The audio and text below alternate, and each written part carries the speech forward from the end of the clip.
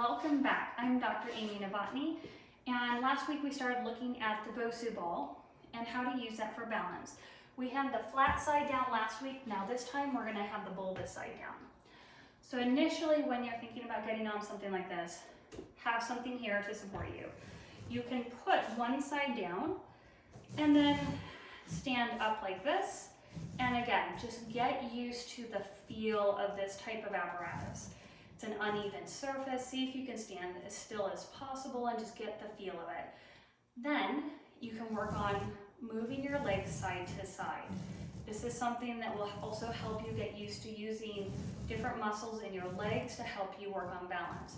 You can also work on going forward with your toes, backwards with your heels, or even in circles and counterclockwise circles on the Bosu. When you get really comfortable with that, you can work on doing a single leg balance exercise. So here, you just get on in the center, and you have to make sure your foot's really in the center because you'll start wobbling. And the more trained you are at doing this, the easier it'll become. So you can work on balance, and you can even get to the point where you do some squats. And I would recommend having something nearby that helps you with that, but because it takes a lot of practice to work on these advanced skills. It's great for runners, great for running trails. It trains all those small muscles in your legs.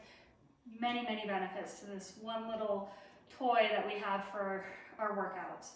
If you have questions, please reach out to me, amy@paberinstitute.com, PABRinstitute.com. Have a great one.